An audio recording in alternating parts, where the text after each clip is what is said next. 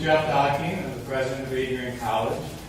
And we'd like to welcome you to campus, and in particular, we would like to welcome you to this beautiful facility.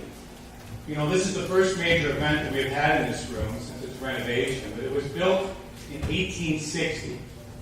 It's really hard to believe that we are sitting in a room that was built in 1860, before the Civil War, on the time of Abraham Lincoln. And we recently renovated this, and it seems very, very appropriate that this meeting is the first major meeting in here, because just as in 1860, some people had some vision for a college in southeast Michigan named Adrian College, and they built this room as the chapel to that college. So too is this meeting about vision. And I'm really honored to welcome you to an event in which I feel like I am surrounded by visionaries. Visionary and Kapnick, Jim Van Dorn, Jim Berryman, Kevin Welch, Roger Curtis, Mike Osborne, and many others who are really leading the way in this county. And this college, and those of us that work here, feel very, very blessed to be in this county and to be among many of you who have created a living environment for our families and a welcoming environment for our students that I don't think is any better anywhere else. And so I thank you for being here. Jim Van Dorn, I thank you for letting me say welcome. And I thank all of you for coming to Downs Hall today. This, by the way, is open to the community. You're very welcome to use it. Weddings, other events like this, just let us know, and we'd love to have you. Thank you.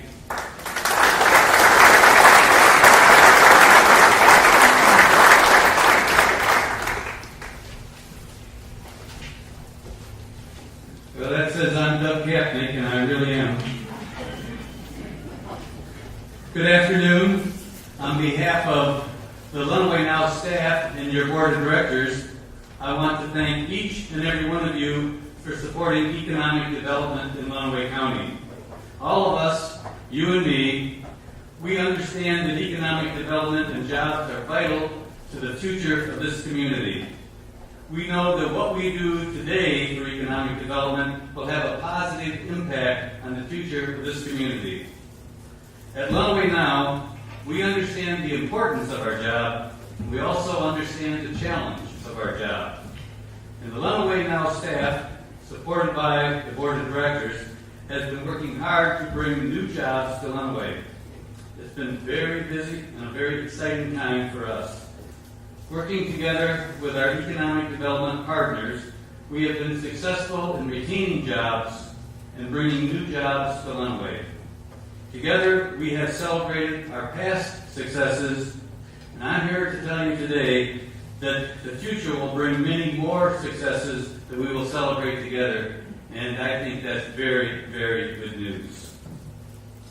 None of our past successes or our future successes would have or would be possible without the generous support of our financial support of our investors. Our investors are listed on the back of the Lenawee Now annual report. That's this report on the back. If your name is not there, make sure it's there next year.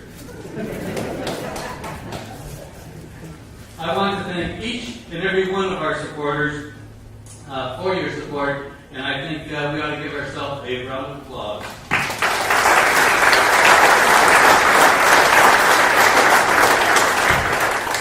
And while we're thanking folks, I want to acknowledge our board of directors shown on the screen behind me, that good-looking group. And they have shown true leadership over the past. And those of you on the board that are in attendance today, please rise and we will show our appreciation for your service to this community.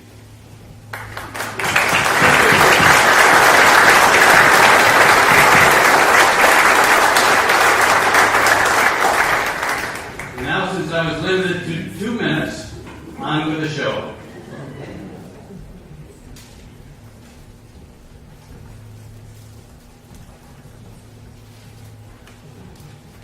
Good afternoon. I'm Shane Horn, City Administrator with the City of Adrian. It's great to be with you this afternoon to discuss a topic, anything else but art and sculptures and other things that unfortunately are making the news these days. I've learned very quickly, very early on in this position not to take myself too seriously and just roll with the punches. And sometimes I feel like I'm up against the ropes at times, but I'm glad to be here with you all today.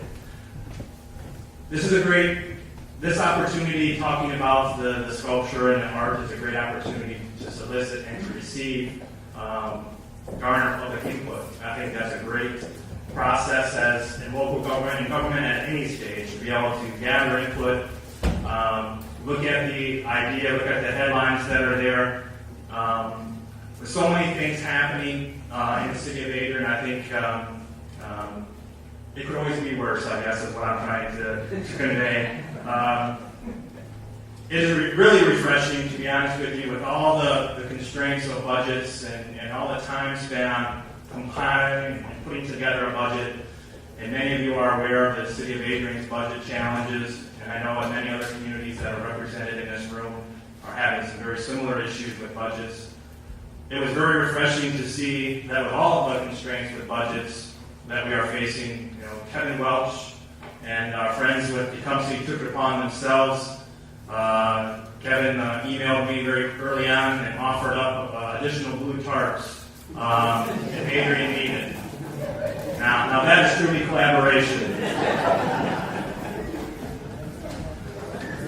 To get on topic, I firmly believe Adrian has experienced our share of setbacks from an economic development standpoint over the last 5 years, unfortunately, with manufacturing and industrial losses. But I'm always a glass half full type of guy. I'm a true optimist. I always like to see the bright side of things. And when I see Adrian now and what Adrian could become, it's very exciting for me. When I look at the word momentum is defined as the strength or force that allows something to continue to grow stronger or faster as time passes. I truly believe we've generated some positive momentum in the city. Again, forget the little art sculpture mess, but with sites throughout the city, I'm energized with the possibilities that are in front of us.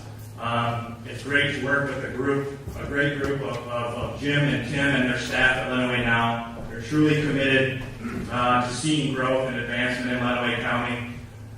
I have seen them firsthand how tenacious they can be, not only with site developers, but state officials, to really try to see that advancement and growth. I'm very, very blessed and very happy that they are on our side of the table and really fighting for us and really trying to get the best deal for Lenawee County that they can, and I'm very happy and pleased to work alongside them in that regard. We were very limited, obviously, with time, so my cohort, Chris Miller, many of you know Chris as a very passionate, energetic guy. Chris has been with the city the last 4 years, serving as our economic development coordinator and DDA director. He's done an outstanding job with the city. Maybe you didn't know this, but Chris, we recently heard, just got a record from the Guinness Book of World Records as the longest time period to wear a big blue button on a suit coat. So congratulations to Chris. I'm going to turn it over to Chris to run through our presentation.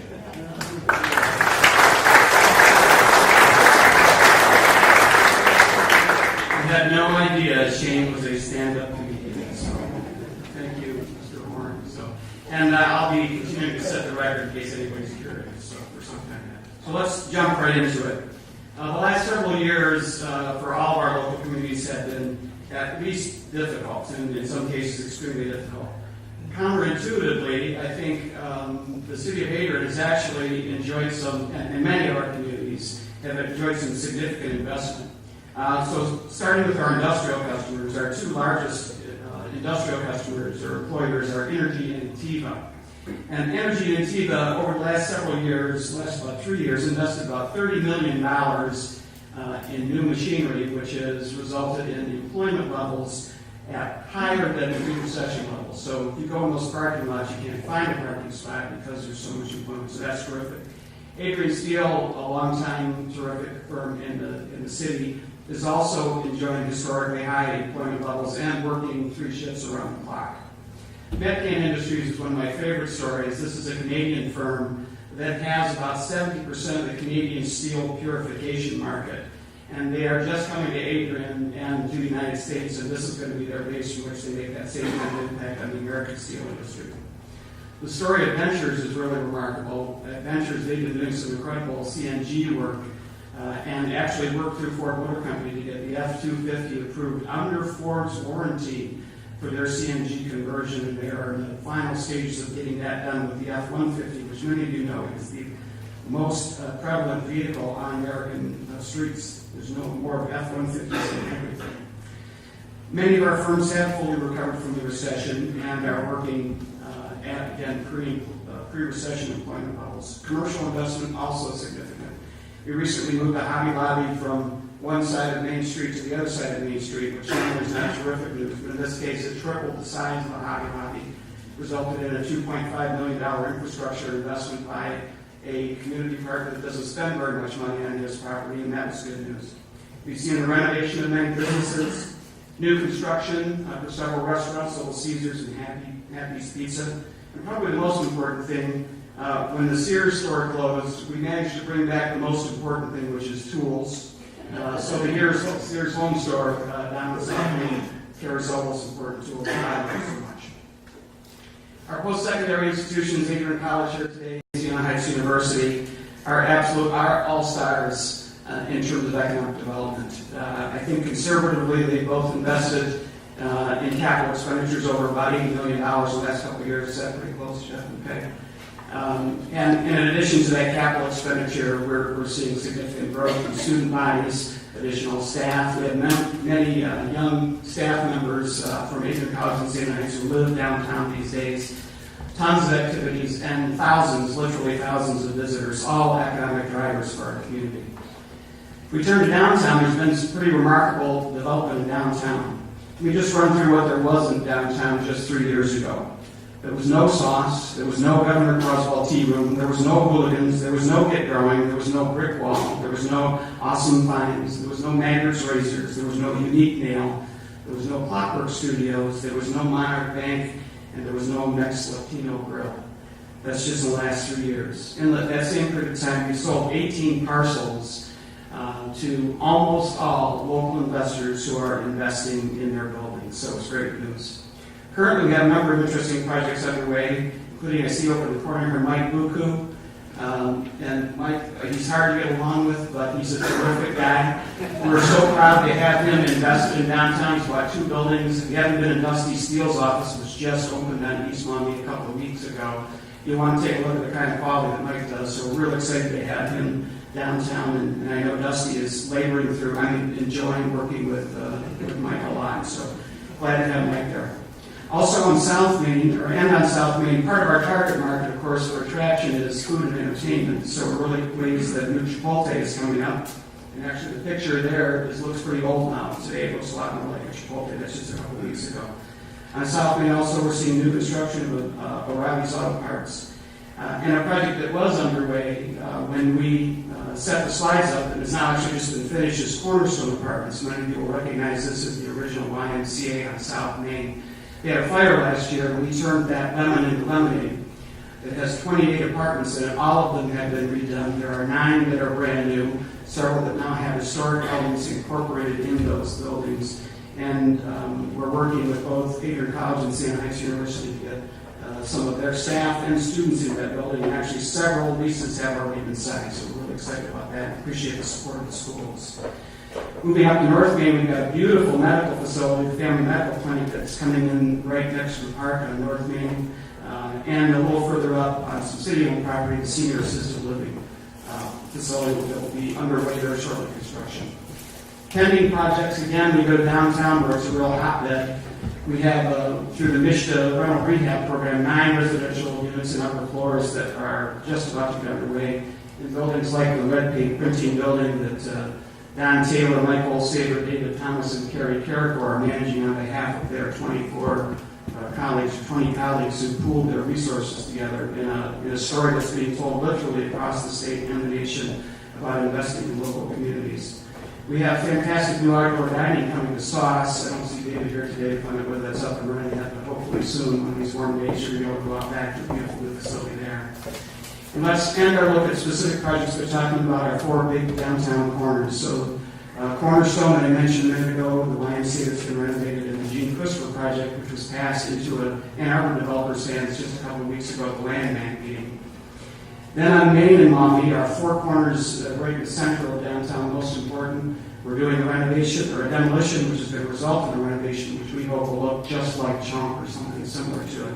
That's going to happen at North Main and Front, where the Land Bank also purchased property. We're really proud of the Land Bank that for the very first time purchased property and is now conveyed to developers. The Potter family from Morenci, we've got some Morenci folks here, have invested in the restaurant business for several years and are now moving all of their capital to Lenawee County and starting with this beautiful restaurant that's going to be right in North Main and Maumee.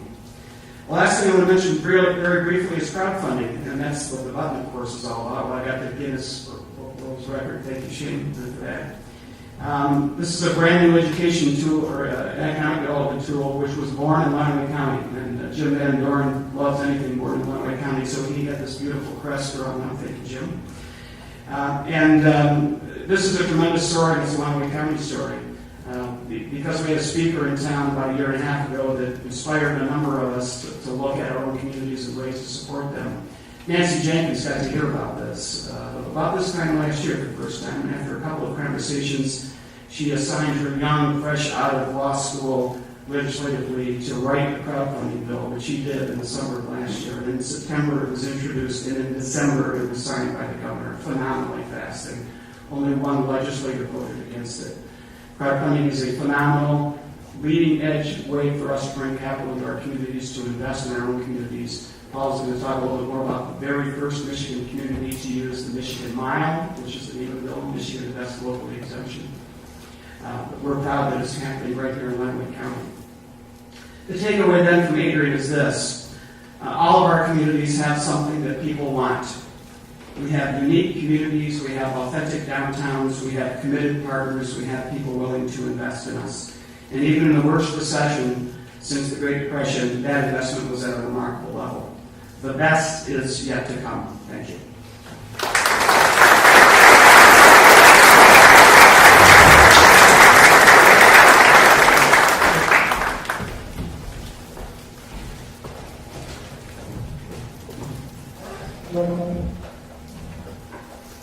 It's a privilege to be here this evening to share a little bit about what we're doing at Southern Michigan Center for Science and Industry. I had to do a quick rewrite. I didn't have one joke about any artwork in here, so I didn't know it was fair game, but now that I know, I'll work it in. As I look around the room here, I see a group of industry leaders, educational leaders, community leaders who I know care about the economic development of our county and certainly of our region.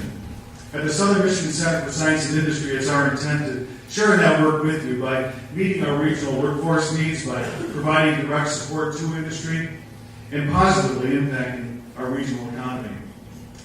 When I look at what's going on in education, K-12 education, even secondary education, sometimes there seems to be a gap between how we're preparing our workforce and what industry is really looking for at times. As a state, we've tended to move toward a one-size-fits-all approach to education. We know that education is critical to economic development in the region. This is something I've heard from many of you. It's something I've heard across the state, certainly across the country. We know the importance of a skilled workforce. One of the surveys that was done last year indicated that the number one factor for industry in deciding where they're going to locate is the availability of a skilled workforce. In Lenawee County, we're fortunate we have one of the best public school systems in the state.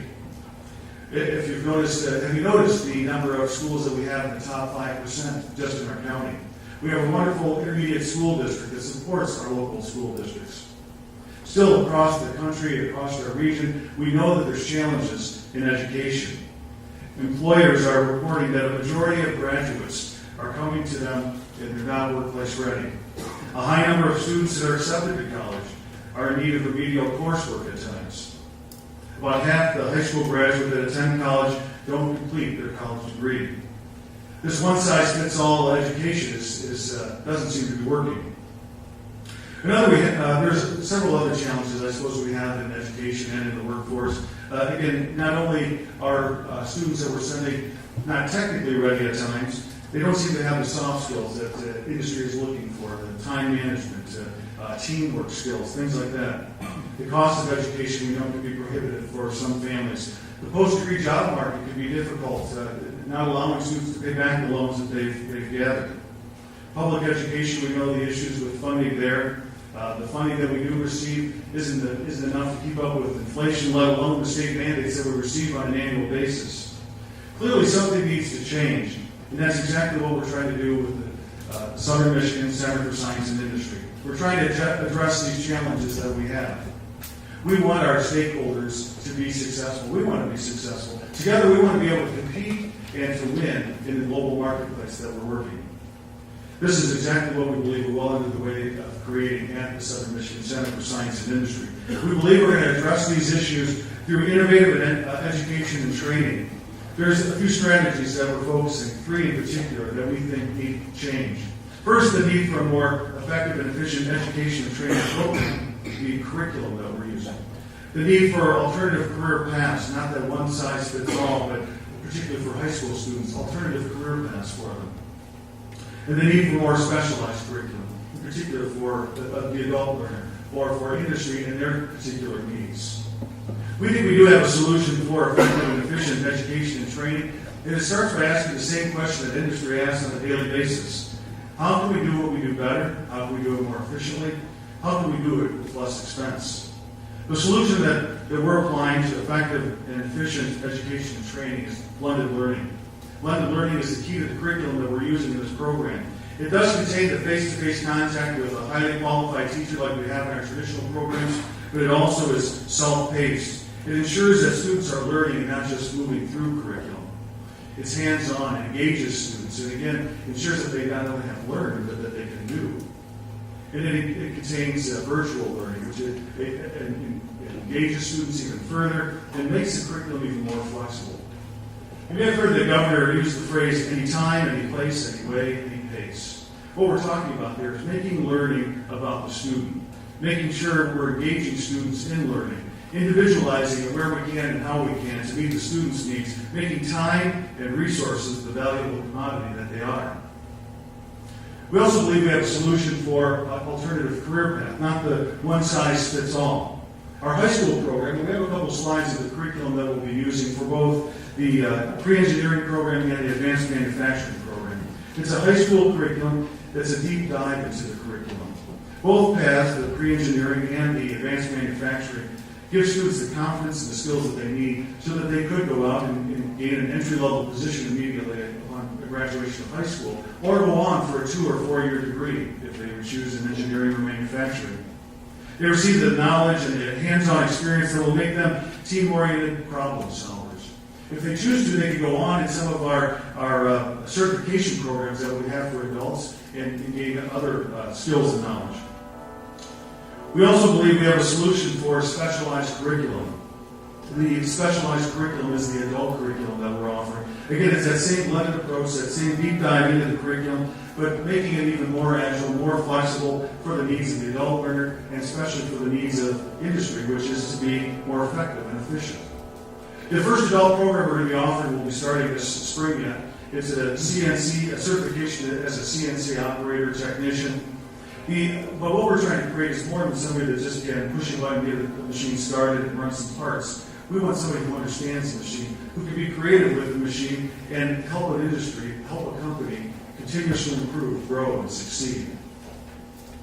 There's much more to the program than just our curriculum. If you look at the facility that we're using, our facility is several thousand square feet dedicated to the education and training that we're talking about, but also housing-related industry. And in addition, supporting industry to further develop ideas, processes, and products. We're located on the eastern edge of Hudson, Michigan, right on M34. It's the former M&S manufacturing headquarters for Plant 1. It offers about 25,000 square feet of office space and another 58,000 square feet of open manufacturing space. We think it is a unique space that will help us create the professional environment we want our students exposed to. but also creating that real-world culture that we want them to be exposed to before they get out into the real world. The curriculum does meet industry standards. It uses industry parts, industry equipment. It's the same type of equipment and trainers and curriculum that's used in some of the major manufacturers. Ford Motor Company, for example, is using the curriculum and some of the trainers in some of their training. Students will also have the opportunity to use live machines that are used in industry. Recently, we had $300,000 worth of CNC equipment that was donated to the program. It was donated through Method's Machine out of Woodson, Michigan. These machines will be rotated out each year, so our students will have access to the latest technology annually. We're also in conversation with several other companies that are considering similar types of donations to the program. We're very proud of the relationships that we've developed over the last several months. Several of the partners that have joined us, Method's Machine obviously is a great partner for us, but we have a number of other partners that we have listed up here.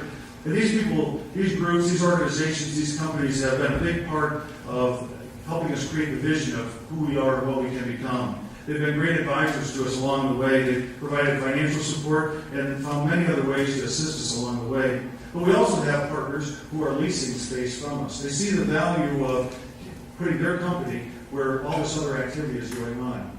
We also have companies who are in conversation with us right now who want to develop a process, product, or idea. And again, they see the value, the synergy that could possibly happen by creating their product process in our facility with all the activity going on that will be going on in this program. We believe we're also the ideal location to meet the regional needs that we have. We're situated right in the center of two counties, that are currently not meeting the workforce needs that manufacturers have. For a number of months now, we've been gathering and analyzing market research. We've been meeting with industry. We've been looking at similar programs across the state and in other parts of the country. And we hear the same message wherever we go. We know for a fact that there are companies that can't meet their workforce needs right now. We know there's companies that want to expand in our area right now, but aren't sure if they should do that because they don't know if we can meet the workforce needs. We know there are companies that want to move to this area, but again, not sure if we can meet their workforce needs. We think leadership is also a key part of what we're doing, and certainly the economic development of this county and this region. We've been very fortunate to have a very strong leadership team involved in this project, focused and driven in what they're doing. But probably one of the best additions to our leadership team has been our program manager. Dan Rogers is our program manager for the program. He began his career at M&S Manufacturing a number of years ago. He's traveled the world doing training and conducting business. Most recently, he was the Vice President of Operations at Paragon Metals in the Quincy and Hillsdale area. While he was there, he and two other employees started Paragon Metals and have grown it to over 200 employees today. They went from sales of $5 million the first year to over $100 million today. Dan has the connections, certainly in industry and the respect in industry, but he also has connections in the community and in education to make him the perfect liaison to bring all of us together in what we're trying to do, not only with this program, but with economic development. At Southern Michigan Center for Science and Industry, we believe we are the right program in the right place to address the needs that we have in this region. We also believe that with community, industry, and educational leaders like the people we have here today, that our county, our region will flourish. We do want to invite you to come out to our program. You're welcome to come out anytime. We'd love to give you a tour and give you more information about the program. We'd also love to talk to you about how what we are doing can support what you're doing and how we can work together to better serve this area. Whatever your situation, whatever your need, again, we look forward to working with you and figuring out how we can work together to serve our communities, to better support regional industry, and most of all, to strengthen our regional economy. Thank you.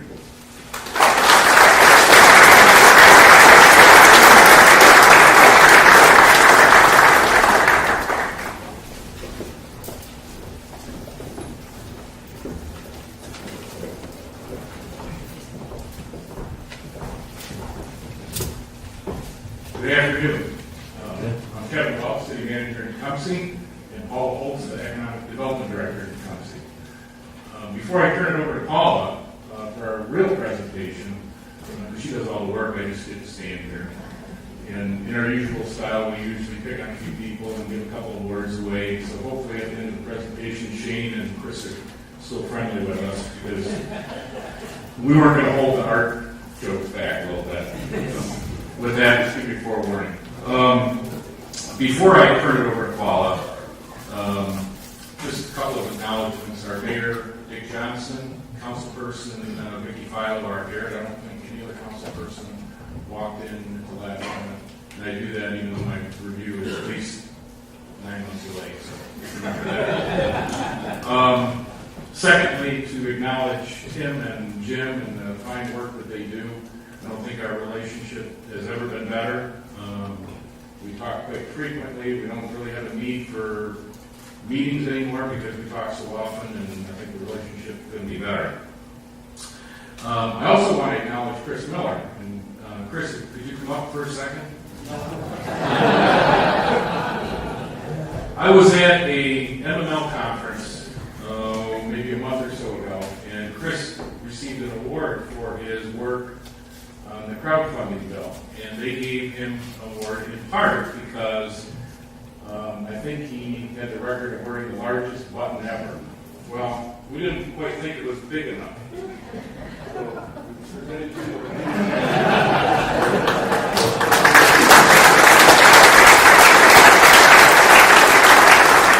We just thought of that the last second. Thank you. You can sit down. Yeah, you can sit down. Lastly, and on a more serious note, I think many of you know that my life as it existed a month ago changed pretty drastically with my 17-year-old involved in a very serious accident. I can tell you that he came home last Thursday and doing very well. We're expecting a full recovery. And that's really as a result of just the overwhelming amount of prayers and support that came from the community. I'm just not surprised, just very pleased. And secondly, on top of that, the care that he got from ProMedicon, I wasn't paid to say this at all, and probably Tim would probably be a little embarrassed, but it was second to none. And I think, aside from the prayers, I think the care that he received is probably responsible for why we think he's going to get a 100% recovery. So I appreciate all that.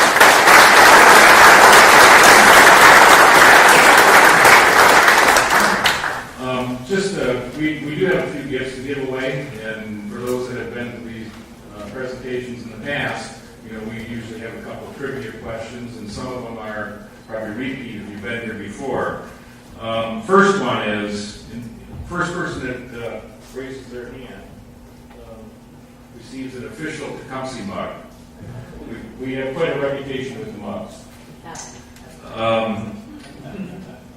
For those that didn't know this, there is a famous horse buried in Tecumseh. Would anybody, first person that knows who that horse is, will get this mug. This is the third in our series, and it's kind of like the Hard Rock Cafe glasses. They're going to be worth some money someday. I don't know if you count, because you probably already know. No? He does too. No. Who is it? What's the name? Okay, Don Juan. All right, we'll give it to you. It is buried in Tecumseh. Tecumseh was named for the Shawnee Indian leader who died only a dozen years before the War of 1812. Who killed Tecumseh? No. If you're the only one that knows, go ahead. William Leonard Johnson. Oh. Who? William Leonard Johnson. You got the last Very name close. I right. think Very it's close. long. Richard Johnson. Is it Richard George Johnson? Distant relative of our mayor. I'll get you. In the last year, the TCA, Tecumseh Center for the Arts, has hosted 140 performances. Guesstimate how many people have walked through that building. Obviously, this is a plug to get more. Guesstimate. It's above 100. Come on, somebody can. 50,000. How many? 50,000. Close. Okay, we'll go with that number. What was it? 50,000. But what was the real number? 40,000. Oh, I didn't see who. Okay, the last question. The last question, the one that is the most important. It's been a long, cold winter in Lenawee. What's the sure sign that spring is finally here. And I'm looking, and I know that we mustn't have spring here yet. There's winter coming. Anybody know what the sure sign of spring? Orange socks. Well, you've got socks on, so winter's not gone yet. Thank you.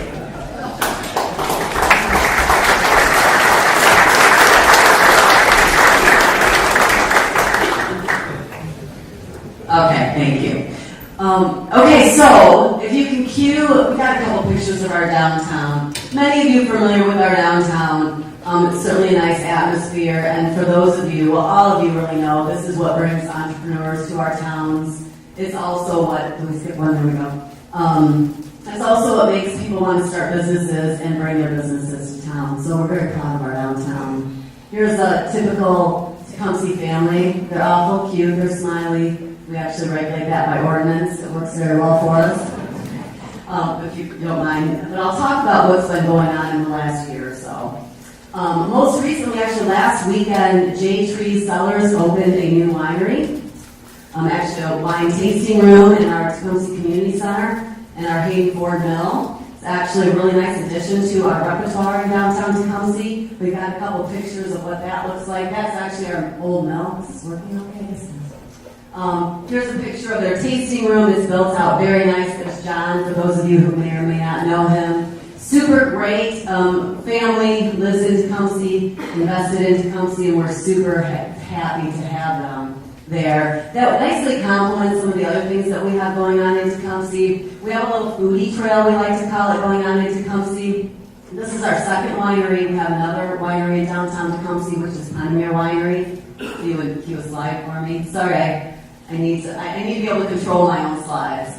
This is Pioneer Winery. It's Michigan's only urban winery. And we also have the Boulevard Market, which is our wine and cheese shop. They hand make cheeses. They sell a lot of interesting foods, wines, beer, all sorts of great stuff. We have the British Tea Garden, and then we have Evans Street Station, which is one of the original farm-to-table fine dining restaurants in Michigan. Don't get quite enough credit for that because that's quite a buzzword right now, but fantastic food, very well regarded. One of the other things that happened last year that's been a really great thing for us, we had the Tecumseh Paddling Company open. They have been leasing some space again on the lower level of our community center. And this is a really big deal for us, shockingly. It's not unusual now to see kayaks and canoes strapped to the cars. They go through Tecumseh on any given day in the summer. This is what it looks like on the lawn of the community center, which I think frankly ups our coolness factor by a lot. I'm thinking of putting one on my car just because it looks so great. And then we opened up this is a looped water trail system. I may have spoken about this at one of our last meetings, but this is also a really big deal because you can actually park your car at the community center. You can paddle up the raceway, paddle down the river, and you end up essentially at the same place that you started, which is really nice for those of you who canoe or kayak. It's hard to come by that. So we're really happy about that. I also have a picture of one of our lures and legends. Indian Crossing Trails has a guided tour that is very popular where they explore some of the, I believe they're Indian dancing grounds back in there. Ceremonial grounds perhaps might be the technical term. But really cool stuff that goes on in this huge nature preserve. We also this year, we had to take Clinton's lead and we had to really beef up our farmers market for this year. You all know how important these farmers markets are. So we've actually brought on a little a farmers market manager. We're really trying to up the cool factor on that. And we're bringing them back downtown. They left downtown for a few years, but we're really excited to make that bigger and better than ever because we feel like that's really great for our community. Next on the slide, on the horizon. Let's see what's coming up on the horizon. So this is obviously not a picture on the horizon. This is an old picture, but this is our Tecumseh Carnegie Library building. This is a building that was obviously a former Tecumseh Carnegie Library. It was a school board. It was our school board office for many years, and then it was sold to a private entity and left abandoned for many years. We had a private group of individuals who formed a committee to save the library. They've raised $320,000. They have lots more to go because we all work on these projects. We understand how that works. And they're going to make artist studio spaces out of it. This is actually what we imagine it will look like. You can cue the next one. This is the layout. We're working with Lenawee, and they provided tremendous support for us on this project.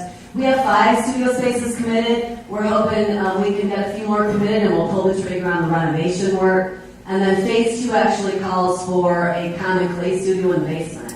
So we're really working on this project, and we're very hopeful that it will come to fruition even in the next few months. Really great reuse of that old building. It really adds to the arts community that is in Tecumseh. But speaking of art, I did want to give you guys a sneak preview. We do have new sculptures coming to downtown Tecumseh May 12th, and we're very excited about it. But I want to show you what is arriving May 12th. This is one of my favorite pieces right here. I don't know if you, isn't it great? You love it too, right? So, the funny thing about this sculpture is not the Adrian sculpture. This is actually a sculpture that's coming to downtown Tecumseh. So, we'll see what happens when we debut it. I think ours, I don't know, Jane. But anyway, we love the faces, and of course, that's one of our favorite parts of doing these presentations. But one of the other things going on that you'll see this summer, we think it'll happen in June, we're going to install some pieces of 2D artwork.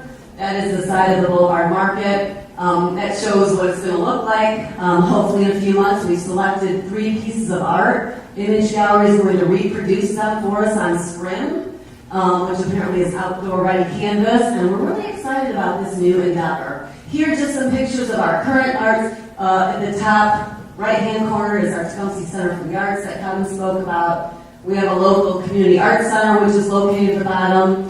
And you can see our art trail map in the center with our ever-popular phone booth guy. We love him. He'll be leaving, actually, on May 11th, but we like him nonetheless. Some of the other projects we've been working on, Chris alluded to the Tecumseh Brewing Company. They are indeed, we hope, well we know, they're going to be they are the first successful crowdfunding, the ones to take up the crowdfunding stick, I don't know what to call it, in Michigan. And they're a big deal. They have a building in downtown Tecumseh. They're currently in the process of holding investor tastings, free beer. So you may want to consider signing up. They have 4, and I think they might all 4 be sold out. I actually was one of the pourers last Friday night. Chris was at the door checking identification. His wife was pouring beer with me, but we had a good time. And here's some pictures of what that tasting looks like. That project is probably going to be a $450,000 project when it's all said and done. They're looking to raise $150,000 from crowdfunding. They have Onstead State Bank coming on for $200,000, and they've already raised quite a bit of capital to begin with. So they own this building outright, and it's a really, really welcome addition to the Tecumseh community. Couple more quick projects, and I gotta hurry up. This is the former James block. It's right in 4 corners to our downtown. We did get a rehab grant for this project. He is doing 8 units in the 2 upper floors. It's a former Masonic temple. Here are some contractors walking through. You can see the sticks holding up the windows, because isn't that great? So literally there are these frescoes there from the Masonic temple. He's going to preserve all of that. A really cool project, and we're really excited to get it underway. He's chosen a contractor, and work should start virtually any day now. The other big project that we have going on, we're desperate for Mexican food in Tecumseh. Adrian is blessed with a lot of really good Mexican food. We, however, are not. So Salsaria has approached us about opening up a second location. They purchased a building in downtown Tecumseh. However, a former dry cleaner site, and you all know how difficult those are to work through. We actually got a Clean Michigan Initiative grant in the amount of $370,000 to assess and clean up this site. They've now expanded to the adjacent site. It's become a much bigger project. It'll probably be a $500,000 investment. It's going to be a really great opportunity for Tecumseh and a really great addition to our downtown.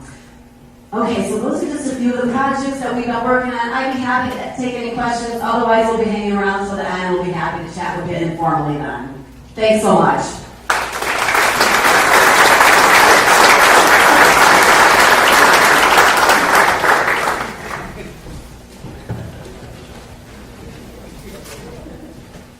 Hello, everyone. I'm Roger Curtis, president at Michigan International Speedway, and very excited about all the things that we're hearing today in Lenawee County.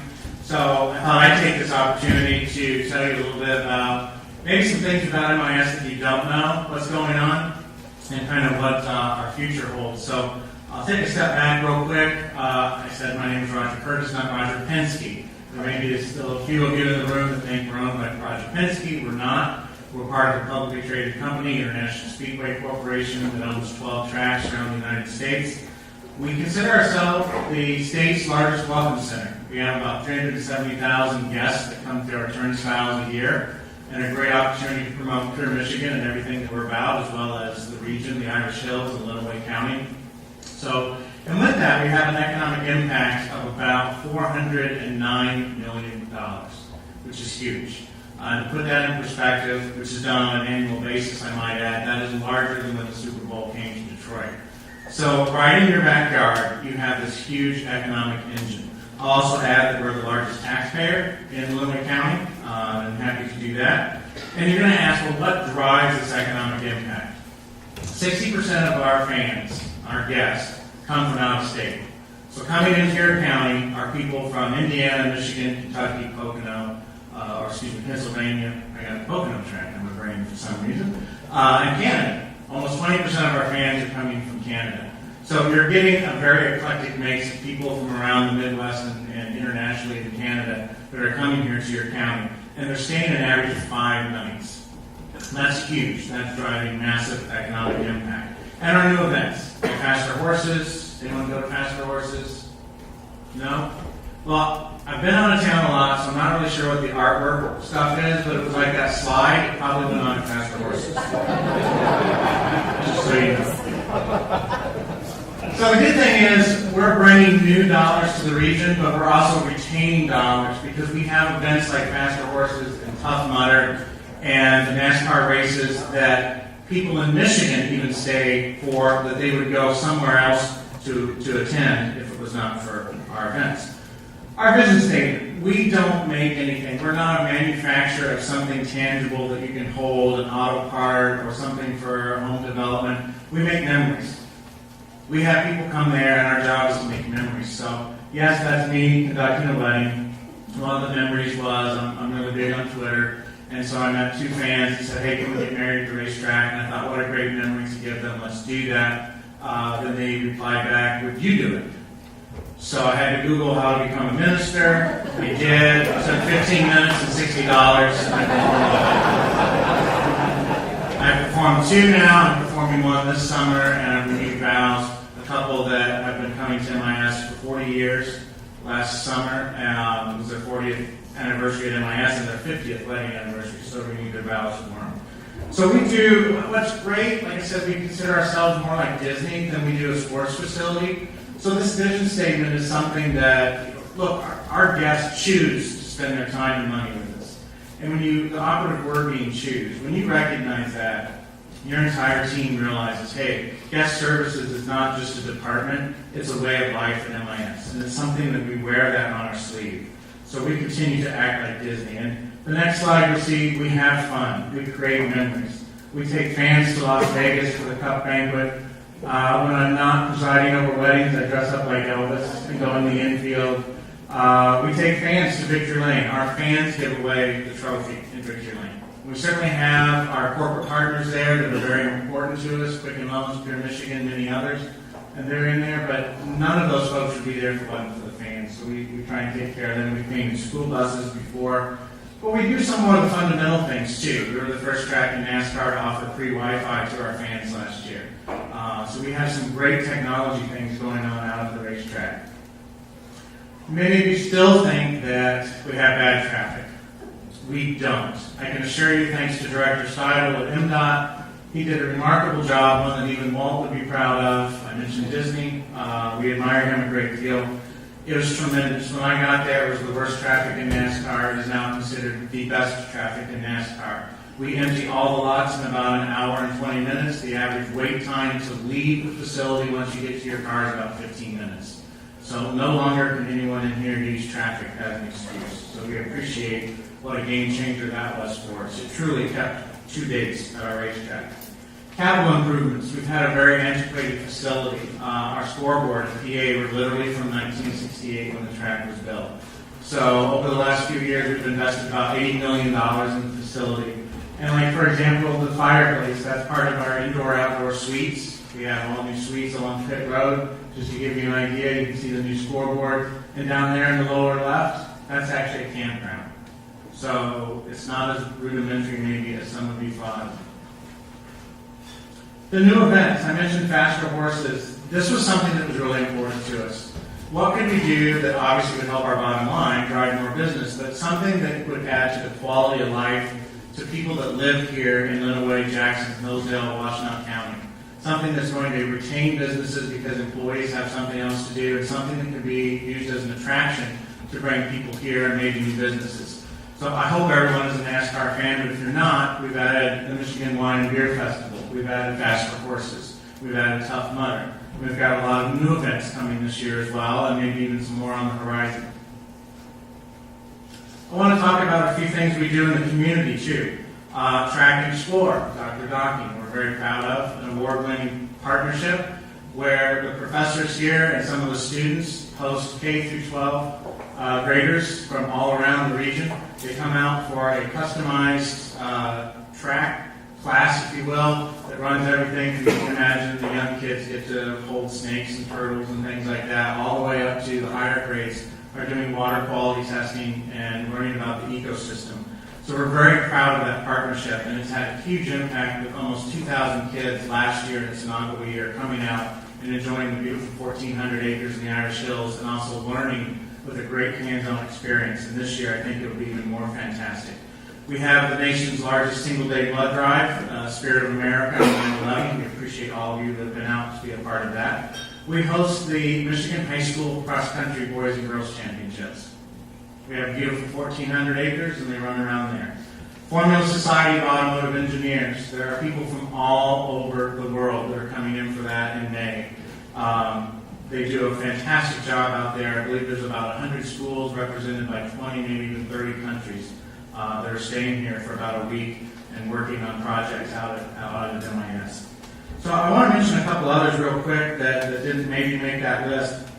But the Make-A-Wish Mile Charity Bike, which this will be its third year. We have over 1,000 bikers that come out for that charity drive, and excited about that. And we've had, I believe, 4 proms out there this year. And all told, with the automotive research and development I'm going to get to in just a quick second, we're open about 220 days out of the year out there. Maybe surprising given that race cars are going around our track, in which I would spend offline some more time telling you about how green NASCAR is becoming. We are green. It's part of our brand. We're in the Irish Hills. This is a tremendously beautiful area, as all of you know. Our fans consider us NASCAR in a national park. It's not an urban or suburban stadium. It's out in a park-like setting. So being green has been very easy for us. And we're in fact the largest sports facility for recycling in the entire state of Michigan, including probably some of your favorite college football stadiums. Big house. Did I mention stadium? Sorry. Didn't mean to do that. But we're very excited about that. And I want to just get the numbers right. In 2013 alone, we collected over 21 tons of recycled beverage containers, which gives you an indication of just how green our NASCAR fans and or how much they drink. A combination of that. So, since 2008, we've collected over 3,500 tons of construction materials that were recycled and 75 tons of cardboard. So we're very happy with that. And we also have 8,000 square feet of solar panels on our new media center and suite building. And we were the first track in NASCAR. In fact, I think we were the first major sporting event in the world that actually went carbon zero, carbon neutral for an entire race weekend. We've done 3 of those now. We offset all our carbon emissions, carbon dioxide emissions for the weekend. Planted over 17,000 trees and some wildlife refuges, as well as local communities like Dexter and right here in Adrian. So very excited about going green.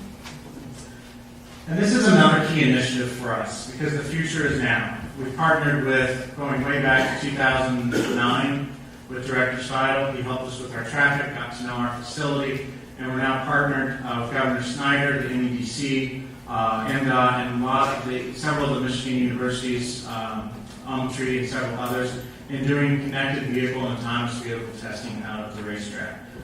They are not, believe it or not, using the high-speed 2-mile oval. They're using all those other areas that you see highlighted to do the connected vehicle work. We've had TARDAC, which is the Tank Command out of Warren out there. We've had U.S. Department of Transportation. We've had Umtree, which is University of Michigan's research facility. Roush Industries, Lexus, Hitachi, Hyundai, and many others who are utilizing our facility as a private neutral facility that are keeping their work in Michigan that otherwise would have left, or bringing their work to Michigan that otherwise would not have been here. So we're excited about that because there is a lot coming down the road as far as connected autonomous vehicle testing goes. And then I want to show you the schedule because I'd like to extend an open invite to all of you to any or all of these events this summer. Again, I hope that certainly you'll see we're getting ready to do a new economic impact study announcement here very soon. It was done by the University of Michigan, and I think you'll be incredibly impressed with some of the details and numbers you see there. But besides that economic engine that we are for the community and for the region, again, I go back to quality of life. There's got to be something in here that someone can find interesting and want to come out. I mean, who wouldn't want to have a Michigan craft beer or wine? So at least come out to that. So with that, I want to mention that the stories I hear in here are incredibly similar to ours. I mean, I think a lot of people counted us and thought that we were down and out. Look, we took a big hit with the recession like everybody else in here. Ironically, my arrival coincided with that drop, so it's been quite the roller coaster ride, and hopefully we're starting to get on the upside. I joked with the staff, I don't know if it was a suicide dive or a bungee dive. I hope it was bungee. I hope I'm feeling the tug on my ankles. But, it's a very similar story. We didn't roll over. We decided to keep pushing with NASCAR, keep trying to reinvent ourselves, create our vision statement, do what we could for our guests, bring in new events, focus on the quality of life, and totally reinvent and reinvigorate ourselves. And that's what I hear our other speakers saying, and I know many of you in this room are already doing as well. And I just think that's tremendous. And like you, we're not out of the woods yet. We have a lot of perceptions that we still need to change, whether it's the fundamental traffic is terrible, I don't want to go near that place on a race weekend, to, oh my gosh, it's just a bunch of rednecks. That one is probably still true. So I won't work real hard to refute that one. But some of you have been my guests out at the track, and we have lobster and Chardonnay too, right there with the keg of beer on the school bus in the infield and everything in between. So we can customize that entire experience. And we really do need and want you out there. If it's for a NASCAR race, that's tremendous. If it's for something else, that's fantastic. But we're very proud to be part of Lenawee. We're very proud of what we do, and we're very proud of all of you, and just totally excited about all the things I'm hearing today. So with that, thank you, and please take me up on the open invitation to come out.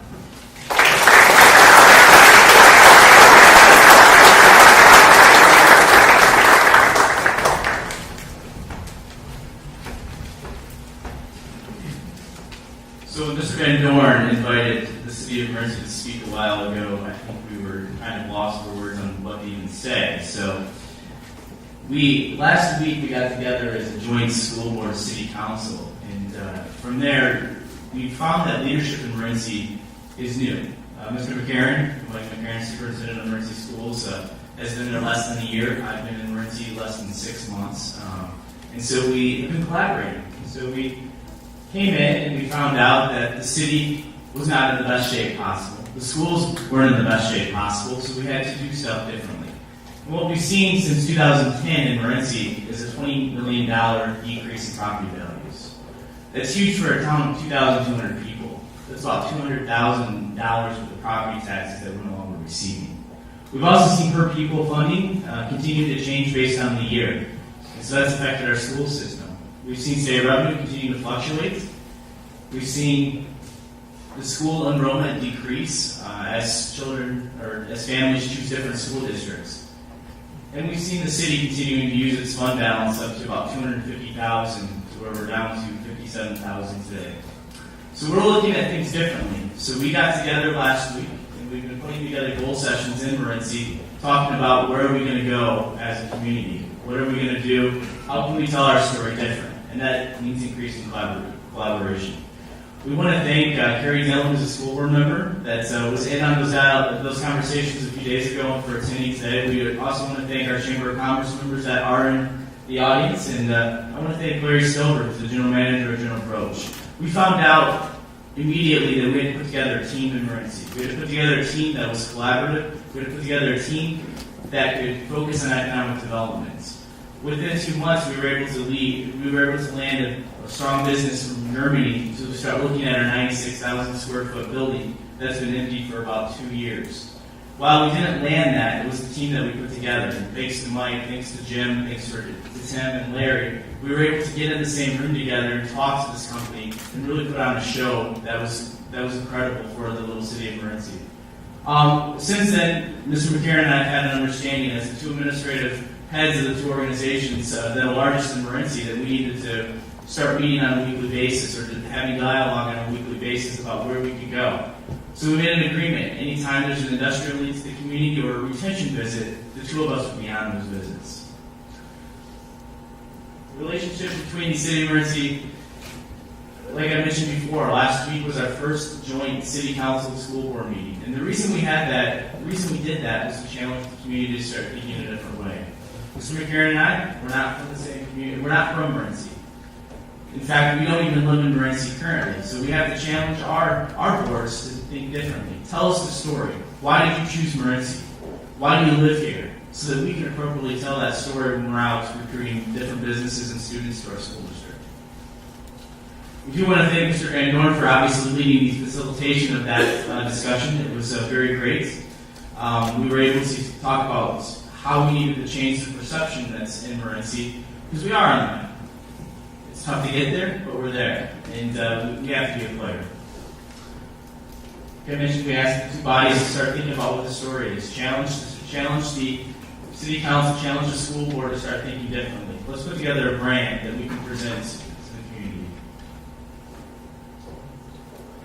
What came out of the meeting is really an organic conversation about how and why our city council members chose to serve on the city council and why our school board members chose to serve on the school board.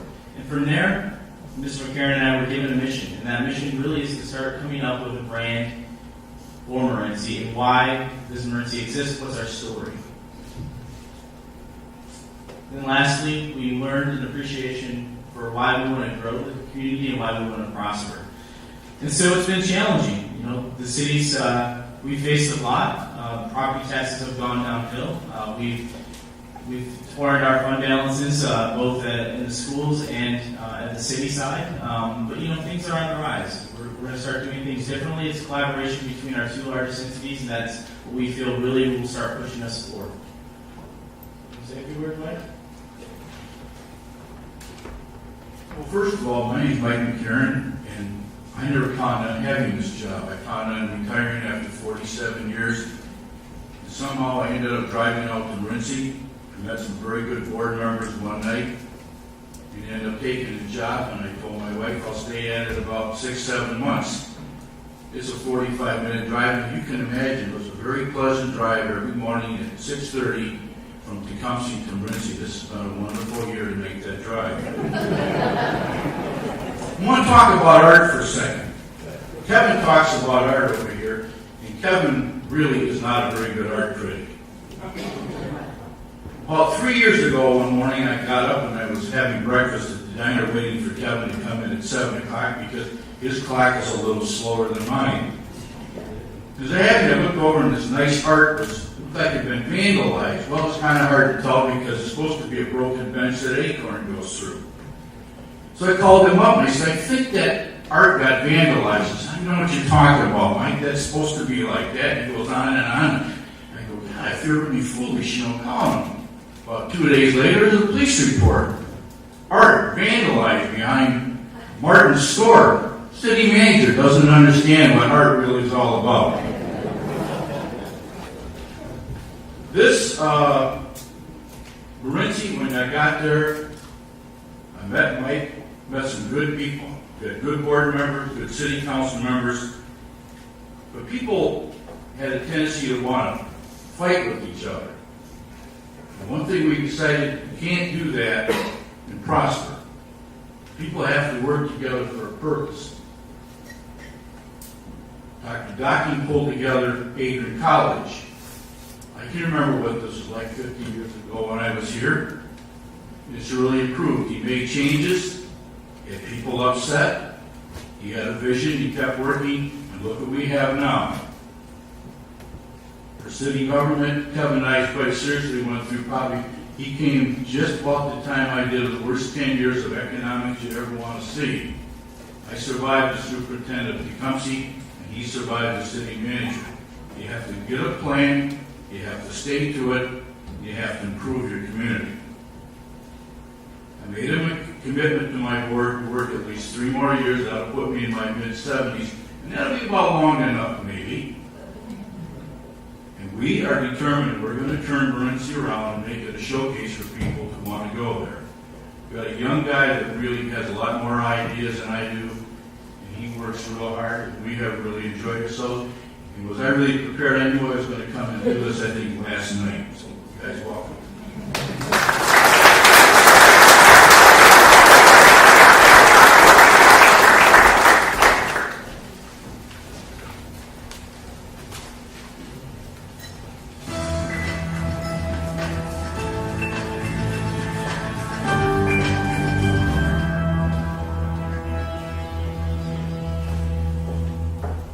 Located in southeastern Michigan, Lenawee County is the community you've been looking for. A rich heritage, growing economy, and a bright future. It's the ideal place for business with a talented workforce, and it's perfect for life thanks to its natural beauty and bustling small communities. With a countywide population of nearly 100,000, Lenawee is home to companies that produce products and services used around the world, and schools that are internationally recognized. Events drawing huge crowds are held each year, but there's never a problem finding a quiet place to think. Lenawee is great for every season and every reason. Lenawee Now, the county's economic development resource, works to attract new businesses, maintain and expand existing companies, and support startups. The #1 priority of Lenawee Now is to create jobs.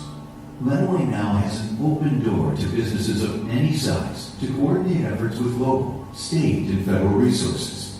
Some of the economic tools that are used by Lenawee Now include site selection, which uses networking, promoting the region, and hosting interested parties to bring new businesses to the area. Financial assistance, such as crowd-funded investments, loans, job creation initiatives, and tax abatements that help companies of all sizes succeed. Employee recruitment and training, done together with South Central Michigan Works to find and train talented individuals and make sure Lenawee's workforce stays top-notch. Creating an entrepreneurial culture in the region through promoting business-related services and training opportunities, as well as advocating for business-friendly state and municipal policies. Lenawee County knows that it takes collaboration to maximize the economic benefits of the region. To this point, Lenawee Now works together with 5 surrounding communities, forming the greater Ann Arbor region. Together, these counties can offer even more to businesses. There isn't anything not to like in Lenawee. You can enjoy small town comforts while being within a short drive of big city amenities. Lenawee offers a vibrant and growing arts community, countless sports and recreation activities, and a variety of community resources. Lenawee County is naturally beautiful and celebrates its many lakes, trails, and parks. Take a trip around Hidden Lake Gardens' 755 acres, featuring botanical gardens, arboretums, and miles of visitor-friendly pathways. Visit Wampler's Lake, which has nearly 780 acres that provides boating, camping, and daily beach access for families and summer camps each year. Find fishermen and water sports enthusiasts sharing the perfect water of Devil's Lake. Not only does Lenawee County offer various parks, but it's also home to state parks such as Lake Hudson State Recreation Area and W.J. Hayes State Park. Don't miss out on Lake Hudson's new Dark Sky Preserve or Eager Lake's picnic areas, beaches, campground space, and more. The historic communities and artisan culture in Lenawee County has countless opportunities to join in or simply enjoy with friends and family. The Adrian Symphony Orchestra, founded more than 30 years ago, fills the community with music and learning experiences. The renowned Croswell Opera House, dating back to 1866, has been home to hundreds of concerts, lectures, vaudeville acts, and various educational activities. The Tecumseh Center for the Arts also hosts a wide variety of events that light up the stage. From Broadway stars to sensational chart-topping bands and world-class national touring acts to local theater companies and youth events, you'll find it all available here. Lenawee County is also home to multiple attractions and activities that welcome visitors from all over the world. Annual traditions such as Adrian's Art-Delicious Festival, Blues and Brews Festival, the Lenawee County Fair, and Tecumseh's Apple Lumpkin Festival offer special events, games, and shows for families of all sizes. Feeling a little more adventurous? Take a dive at Skydive Tecumseh. This set of experienced and professional jumpers help you make the dive of your life. Or try Blissfield's Murder Mystery Train, which offers fine dining and a mystery of murder performed by a professional acting troupe. If speed is more your thing, Michigan International Speedway brings racing and fanfare to the region. Aside from races, it's a venue for major concerts, festivals, and outdoor activities. Amidst all the fun is the outstanding Lenawee Intermediate School District, which Lenawee now proudly partners with to give the best possible education to local youth. Families enjoy quality education in Lenawee's successful K-12 schools located throughout the county. There are plenty of opportunities to be involved in sports or academic extracurricular activities.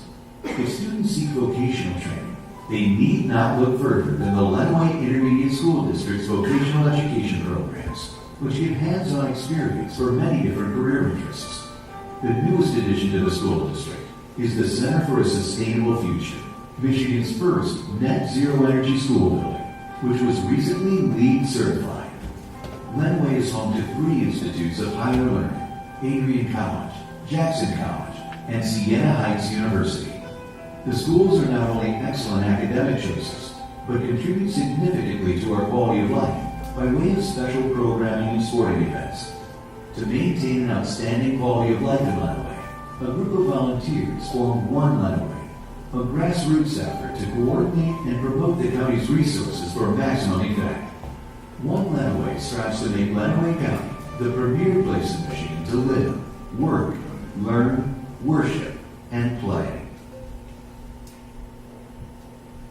Hello, I'm Joe Van Dorn, your Executive Director for Economic Development. And I'm Tim Robinson, Director of Operations. If we're going to compete locally, or even at the local level, for businesses and jobs throughout Michigan and the United States, it's going to take a collaborative effort with all of our economic development partners throughout Lenawee. Working together with our municipal leaders and other local stakeholders throughout the county, we have created that fund for you, our businesses and residents. Lenawee Now is proud of the strong partnerships with businesses and municipalities throughout the country. As a team, Lenawee County has had some milestone achievements. In Adrian, a new restaurant named Hooligans opened, adding to the renaissance of the downtown area. To make this possible, Lenawee Now provided financial assistance through its business revolving loan program to create a gastropub-style atmosphere, serving Michigan-sourced high-end food and beverages. In Blissfield, Lenawee Now supported Blissfield Manufacturing Company as they executed a major expansion and changed its product line to meet the need of its customers. This not only included assistance in using economic development tools, but also support in finding and training new employees. In Hudson, a pair of dairy farms were sold to a major out-of-state company that plans on growing its business globally. Lenawee Now was an important part of that strategy and continues to offer support as the new business explores the possibility of additional investments in the area. In Morenci, a business revolving loan made it possible for a long-time local hardware store to remain a community fixture. When the original owners decided it was time to sell, it was this particular loan program that enabled another community member to step forward and keep up the tradition. In Tecumseh, an international Tier 1 auto supplier, Comstar, set up its North American headquarters. Lenawee Now is there to support its launch, and like with all new businesses, has its hand extended to offer help as it settles into the community and grows. These are just a few of many examples of how Lenawee Now works to create a thriving economy that maintains the qualities that make Lenawee so special. Whether for a visit or a permanent stay, come by soon. I business. Perfect for life. Lenawee County.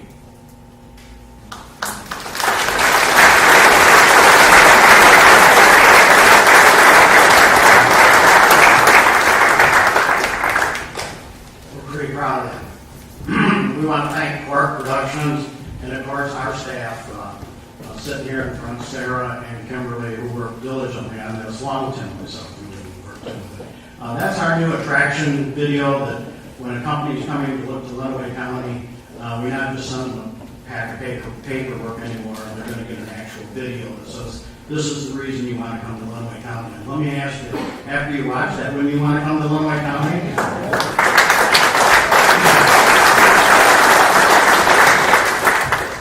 Who would ever believe 2.5 years ago this is where we'd be today? It's just absolutely amazing the turnaround that we've had. And this would not have been possible without the collaboration of all the organizations in Lenawee County and our other local economic development units. That coupled with our Region 9 partners, and we have a strong relationship with Region 9, and work very closely with them to create jobs throughout the whole region.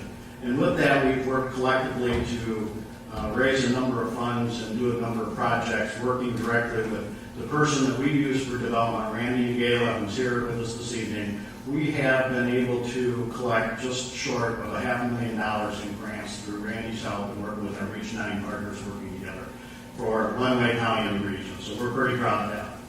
That, and the other thing that has made us successful are all of you in this room, our investors, our stakeholders, and our businesses. So all of us at Lenawee now say thank you to all of you, because that's the turnaround that we've seen is through your support. Thank you very much. I have to acknowledge Dr. Docking and Adrian College for their hospitality in putting this event together in this absolutely gorgeous venue. Thank you, Dr. Docking.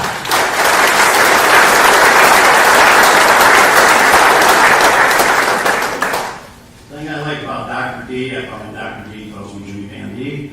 The thing I like about Dr. D is when he puts his mind to something, he called me over here one day and he says, Jimmy Van D, he says, we really need to do something with this building, and you've done it, Doctor. Very nice job. So, downstairs, before you leave, Pat leaned over to me when Doug held up the annual report and said, when do we get ours? We didn't give them to you before we came in because we knew you'd all thumb through them and not pay attention to us. So they're downstairs at the door when you exit. Please take one. I think you'll find them very attractive, and besides, a lot of useful information in there. And as Doug said on the back, hopefully your name's not on there, and if it's not, I'm sure he'll be contacting you here in the very near future.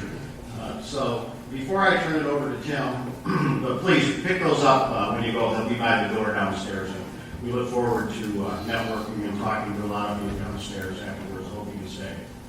Before I turn it over to Tim, I'd like to say a few things. First of all, in the annual report, this is what we call our funding wheel. It's not in there, but I just wanted to put it up one more time, because without the funding, we look at each one of these as a spoke of the wheel.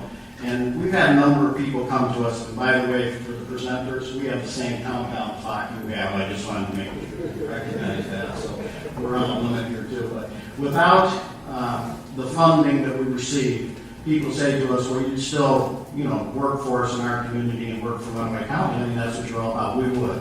But all of those folks can't be there if we don't have the funding that we have today. And that's what we look at every day when we go to work and come into work and say, we need to work on each and every one of these folks to create jobs for Lenawee County. So I just wanted to mention that. And before I turn it over to Tim, I just want to recognize and applaud the entire Jim Phil and the entire ISD team on the Center for the Sustainable Future's recent designation by the United States Department of Education as a Green Ribbon School 2014 honoree. Congratulations.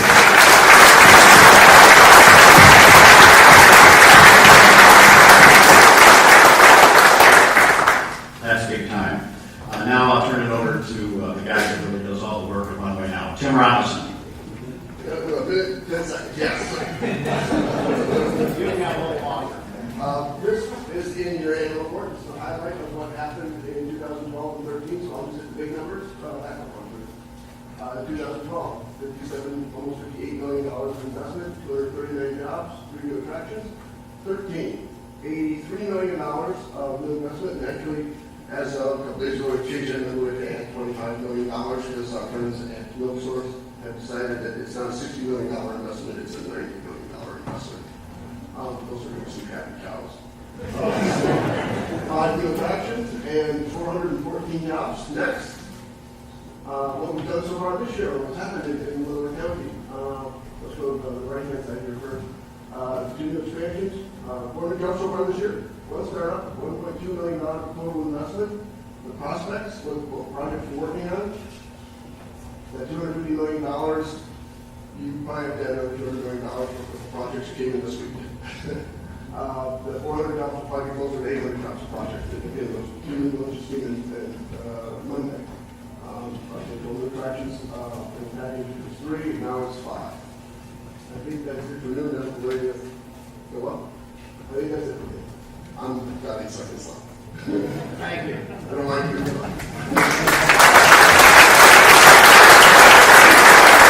We already topics will be taken. So I thought, being on Adrian College campus, I would do a little history and some important dates in Adrian's history. It's 189 years of history. 1848 years, I think the city of Adrian and Adrian College are finally on the right track.